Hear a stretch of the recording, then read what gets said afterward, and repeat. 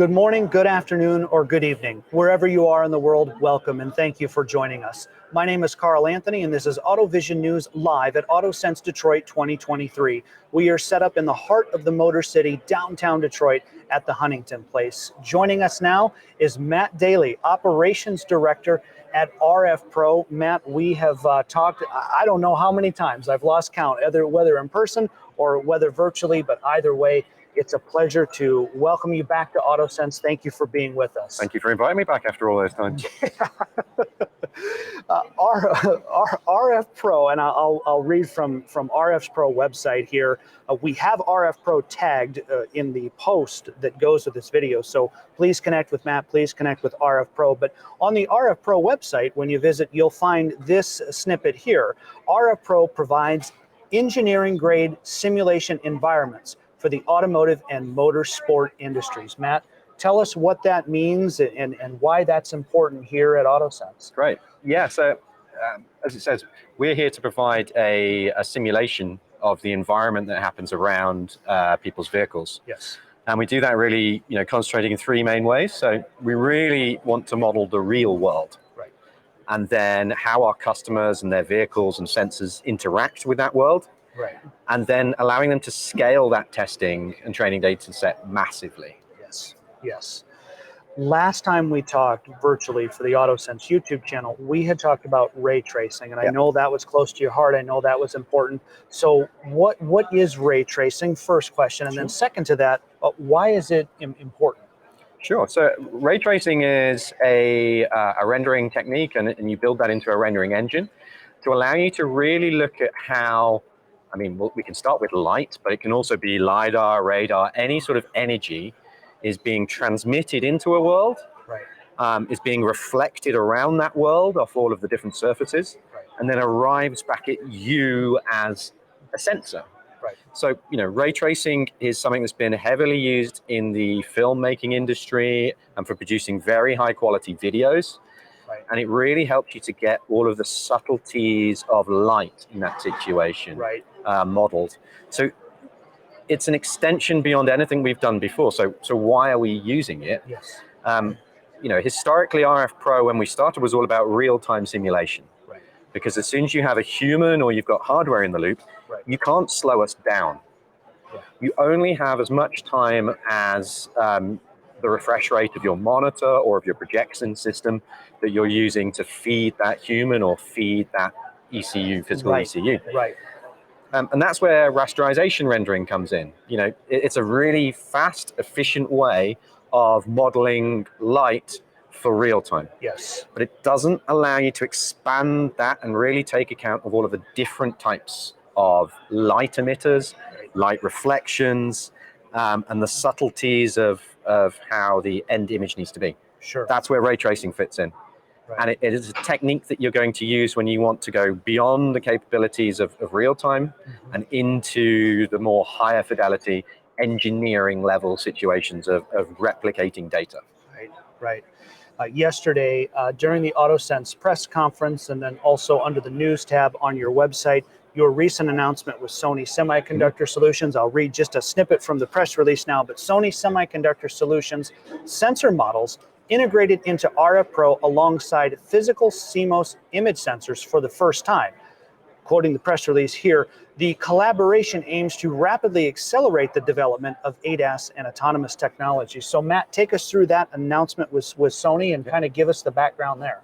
Fantastic. Yeah, we're incredibly proud of that. It's come from two and a half years of work in the background, where we've been really looking and working together to say, how do sensors actually work?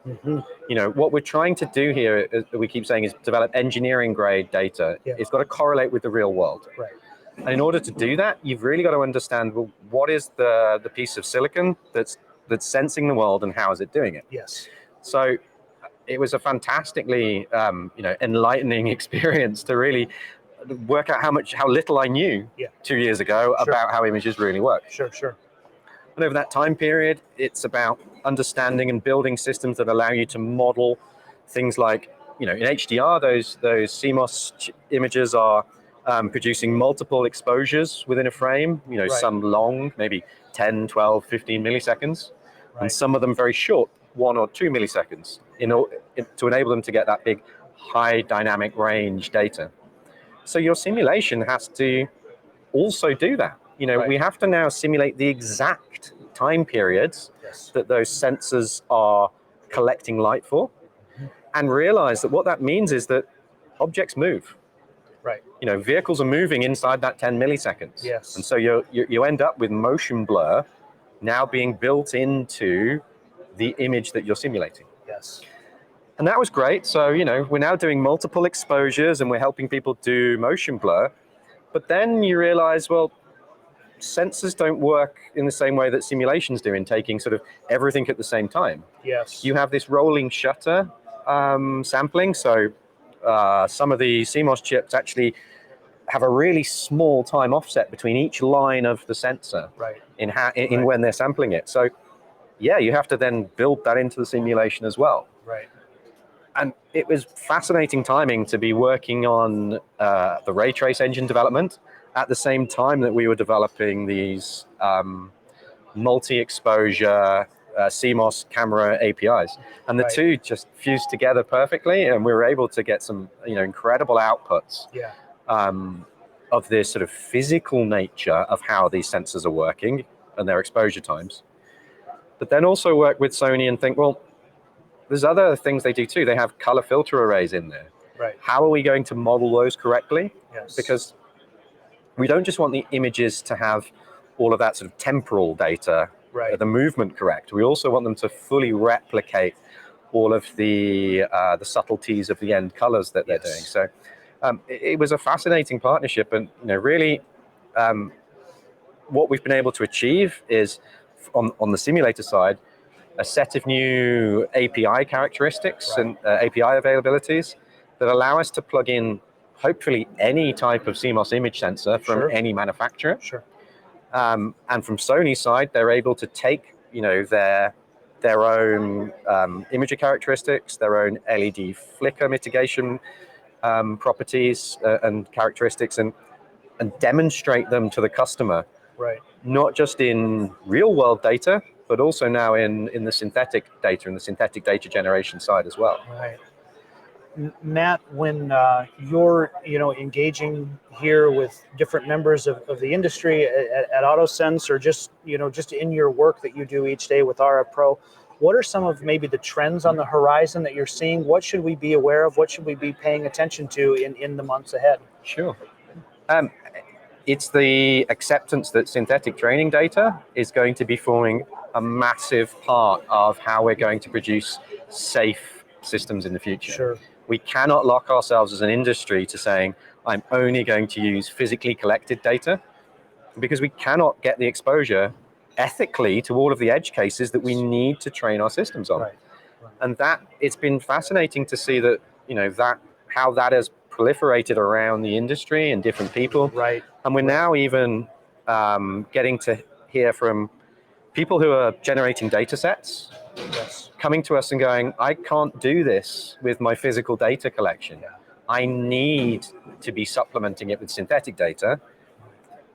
And it's fantastic from our side to be at that position where we're able to offer them now physically modeled replicas of their sensor sets, like with Sony.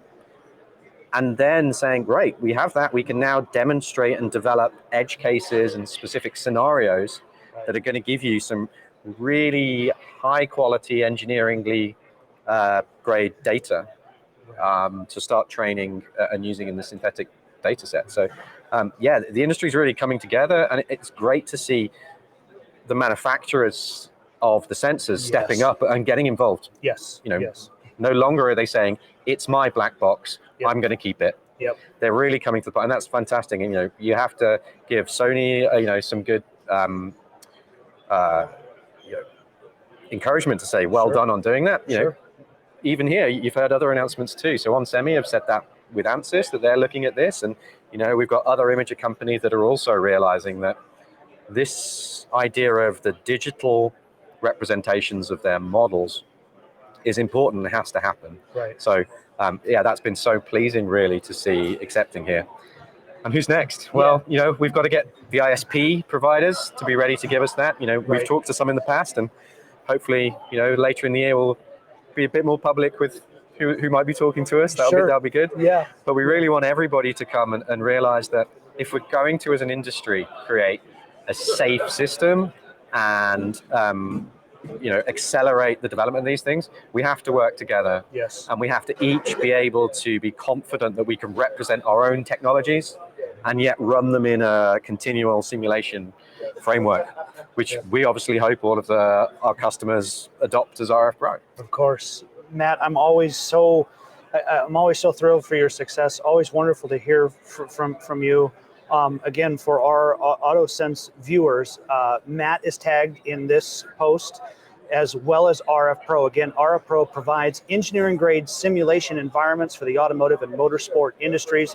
You'll find more information on the rFpro website about ray tracing, and also under their news tab about their recent announcement with Sony Semiconductor Solutions. I want to encourage all of our viewers to connect with Matt and to learn more about rFpro. Matt, I look forward to doing this again, either virtually or in person real soon. But in the meantime, have a great rest of the show. Safe travels home, and I'll see you again soon, my friend. Look forward to it. Thank you, Carl. More to come from AutoSens Detroit here on the AutoVision News LinkedIn page. From the Huntington Place in downtown Detroit, I'm Carl Anthony, AutoVision News.